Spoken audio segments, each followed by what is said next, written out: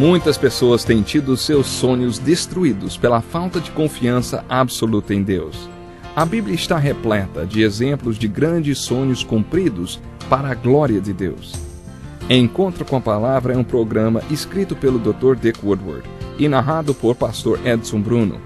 Ouça e descubra verdades que lhe ajudarão no seu dia a dia. Com você, Pastor Edson Bruno.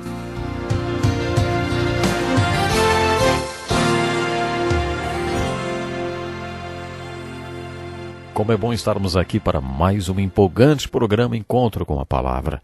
Estamos estudando o melhor e mais vendido livro do mundo, a Bíblia. Agora já estamos estudando os livros proféticos do Velho Testamento. Nos últimos programas enfocamos o livro de Jonas. Esse livro tem apenas 4 capítulos e nós intitulamos o primeiro capítulo de Jonas não irá a Deus e não irá por Deus. Mas o capítulo 2, depois que Jonas orou dentro da barriga do peixe que Deus tinha preparado para o engolir e mudou de ideia, intitulamos como Jonas irá a Deus e Jonas irá por Deus. Ouça a oração de Jonas dentro da barriga do peixe. Em meu desespero clamei ao Senhor e ele me respondeu. Do ventre da morte gritei por socorro e ouviste o meu clamor. Jogaste-me nas profundezas, no coração dos mares. Correntezas formavam um turbilhão ao meu redor. Todas as tuas ondas e vagas passaram sobre mim. Eu disse, fui expulso da tua presença. Contudo, olharei de novo para o teu santo templo. As águas agitadas me envolveram, o abismo me cercou, as algas marinhas se enrolaram em minha cabeça. Afundei até chegar aos fundamentos dos montes, a terra embaixo, cujas trancas me aprisionaram para sempre. Mas tu trouxeste a minha vida de volta da sepultura, ó Senhor meu Deus. Quando a minha vida se apagava, eu me lembrei de ti, Senhor, e a minha oração subiu a ti, ao teu santo templo. Aqueles que acreditam em ídolos inúteis desprezam a misericórdia. Mas eu, com um cântico de gratidão, oferecerei sacrifício a ti. O que eu prometi, cumprirei totalmente. A salvação vem do Senhor. E o Senhor deu ordens ao peixe, e ele vomitou Jonas em terra firme. Vimos no primeiro capítulo desse livro um Deus amoroso, comissionando um de seus profetas para ir pregar a salvação aos seus inimigos. Deus comissionou Jonas para ir a Nínive, capital da Assíria, o império que sitiou e escravizou o reino do norte, e Jonas foi chamado para ir pregar o evangelho àquele povo. Jonas diz no capítulo 4 que ele sabia que Deus era um Deus de graça, que tinha amor e poder para reavivar Nínive. Ele sabia que se o povo de Nínive se arrependesse, Deus os livraria do julgamento. Mas os ninivitas eram seus inimigos e ele os odiava. Ele não queria que os ninivitas se arrependessem e não queria realizar uma cruzada evangelística naquela cidade. Jonas embarcou no navio para Tarsis, que além de ser na direção oposta a Nínive, também era a cidade mais distante que ele poderia ter escolhido. É incrível. Sempre tem um navio indo na direção contrária quando queremos nos rebelar contra a vontade de Deus.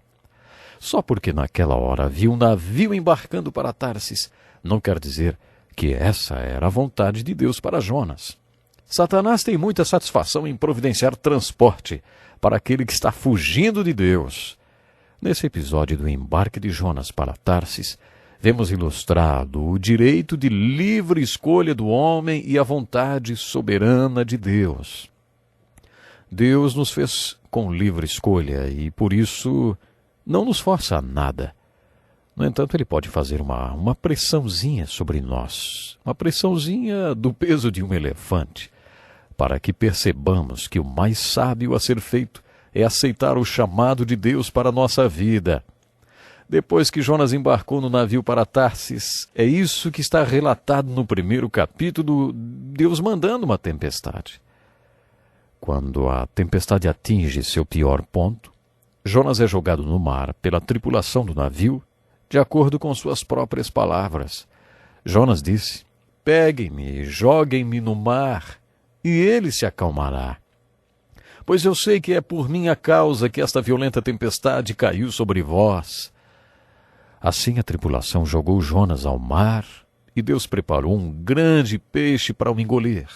O capítulo 2 relata o que aconteceu dentro desse grande peixe. Em nosso último programa passei uma tarefa para você. Enquanto estava dentro do peixe, Jonas citou textos das Escrituras. E os 9 primeiros versículos registram quais foram os pensamentos de Jonas dentro do grande peixe. O versículo 10 conta que Deus ordenou que o grande peixe vomitasse Jonas na praia. Nos 9 primeiros versículos, Jonas faz várias citações de textos bíblicos. Eu só conheço um outro acontecimento relatado nas Escrituras em que alguém cita tantos textos bíblicos como Jonas citou no capítulo 2 do seu livro. É o texto do Evangelho de Lucas, quando a Virgem Maria foi comissionada para ser a mãe do próprio Deus. Quando ela se dá conta do imenso milagre que acontecerá em seu corpo, ela explode numa adoração de 10 versículos citando textos bíblicos. Nesses versículos, Maria faz alusão ao Velho Testamento cerca de 23 vezes. Maria mostrou-se uma camponesa muito temente a Deus. Sua mente estava saturada com as Escrituras. O mesmo acontece com Jonas. Ele realmente conhecia a palavra de Deus. Fiz uma lista de todos os textos que Jonas citou enquanto orava dentro do grande peixe. Primeiro, Jó 15 e 13. Lamentações 3. 1 Samuel 30. Lamentações 3 outra vez. Jeremias 7 e 1 Reis 8. Além dessas citações, ainda há outro parágrafo em que ele faz citações de salmos. Ele faz alusão aos Salmos 130, 22 e 120. Os salmos eram o inário do povo de Deus. Com todos esses textos, vemos que uma das coisas que Jonas fez no ventre do peixe foi orar. Ele também fez votos a Deus. Você se lembra do nome que daríamos ao capítulo 2 desse livro? Jonas irá a Deus e Jonas irá por Deus. Foram necessários 3 dias e 3 noites com uma pequena pressãozinha sobre Jonas para que ele finalmente mudasse a sua vontade. Jonas assumiu 3 compromissos. Olharei de novo para o seu santo templo, oferecerei sacrifício, e o que prometi, cumprirei. Quando finalmente Jonas diz, a salvação vem do Senhor, Deus ordena ao peixe que o vomite em terra seca. Podemos escrever como título do capítulo 1, eu não vou, e como título do capítulo 2, eu vou. A aplicação que tiramos da experiência de Jonas dentro do grande peixe é bem diferente da aplicação do capítulo 1. Quantas pessoas assumem seu ministério e chamado de Deus quando encontram-se num momento de extrema dificuldade? Fazendo alusão aos soldados da Segunda Guerra, que lutavam dentro das trincheiras, criou-se o termo teologia da trincheira. Com relação a Jonas, poderíamos chamar sua decisão de obedecer ao chamado de Deus em circunstâncias tão únicas de teologia da barriga do peixe.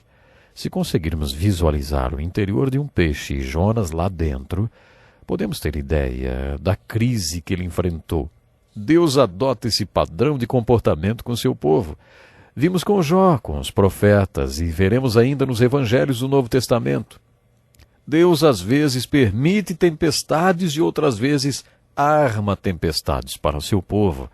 Essas tempestades podem ser crises, trincheiras, barriga de peixes. Mas Deus faz isso. Ele está querendo do seu povo uma resposta. Depois que ele obtém essa resposta, aí ele resgata seu povo da tempestade. Foi isso que aconteceu também com Jó. Deus tinha certeza que Jó responderia adequadamente àquele sofrimento. E por causa disso, Jó tornou-se um homem muito melhor do que era antes daquela experiência tão dolorosa. Nesse caso, Deus disse a Jonas, vai Jonas, e Jonas disse, eu não. E Deus respondeu, veremos então.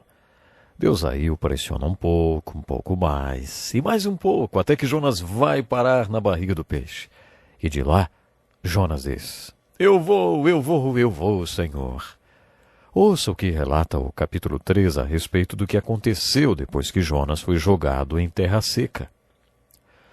A palavra do Senhor veio a Jonas pela segunda vez. Muitas pessoas não creem no Evangelho na primeira vez que o ouvem. E a maioria das pessoas não responde ao chamado de Deus para as suas vidas na primeira vez que Deus as chama. Você não fica feliz em ver a paciência e a perseverança de Deus ilustrada no capítulo 3? A palavra do Senhor veio a Jonas pela segunda vez. Dessa vez, Deus foi paciente com Jonas. Deus o submeteu a uma provação e depois usou essa provação para tirar dele a resposta certa. Depois que Deus obteve a resposta certa de Jonas e viu seu coração pronto para fazer a sua vontade, lá está Deus paciente e persistente e comissiona o seu profeta pela segunda vez. Vá à grande cidade de Nínive e pregue contra ela a mensagem que eu lhe darei. Muitas pessoas, depois que leem o capítulo 13 de Jonas, ficam intrigadas. Como uma cidade pôde cair de joelhos ao ouvir a pregação de um profetazinho? Jonas disse: daqui a 40 dias Nínive será destruída. É claro que não foi só dessa palavra que constituiu a cruzada evangelística de Jonas em Nínive. Deus o comissionou para ir pregar as palavras que ele mesmo lhe deu para falar. Jonas deve ter sido um grande pregador. O resumo do capítulo 3 poderia ser: Jonas está indo para Nínive. Jonas está indo para Nínive. Jonas obedeceu a palavra de Deus e foi. Nínive era uma cidade muito grande. Eram necessários 3 dias para atravessá-la. Jonas entrou na cidade e a percorreu em um dia, proclamando: daqui a 40 dias Nínive será destruída. Foi proclamado um jejum e todos os habitantes, do maior ao menor, vestiram-se de pano de saco. Quando as notícias chegaram ao rei de Nínive, ele se levantou do seu trono, tirou suas vestes reais, cobriu-se de pano de saco e sentou-se sobre cinzas. O rei! Aí então emitiu um decreto. Por decreto do rei e de seus nobres, não é permitido a nenhum homem ou animal, bois ou ovelhas, provar qualquer coisa. Não comam nem bebam, cubram-se de pano de saco, homens e animais. E todos clamem a Deus com todas as suas forças. Deixem os maus caminhos e a violência. Talvez Deus se arrependa e abandone a sua ira e não sejamos destruídos. O 3º capítulo de Jonas fala sobre essa importante cruzada evangelística que ele realizou em Nínive. Mas o meu tempo, infelizmente, já acabou. Gostaria de saber o que essa experiência de Jonas tem a ver com você. Será que você alguma vez já compartilhou o Evangelho com outra pessoa? Não vale a pena a gente ser preconceituoso, não é mesmo? Ficamos por aqui. Até o próximo programa. Que lição importantíssima. Obrigado, Pastor Edson Bruno. Prezado ouvinte, coloque em prática o que você ouviu aqui. Sem dúvida, sua vida será grandemente abençoada. Este é um estudo escrito pelo Dr. Dick Woodward, na voz do Pastor Edson Bruno. Escreva-nos e solicite o material. Nosso endereço é Encontro com a Palavra, Caixa Postal 2011, CEP 89201-970, Joinville, Santa Catarina. Até o nosso próximo encontro com a Palavra.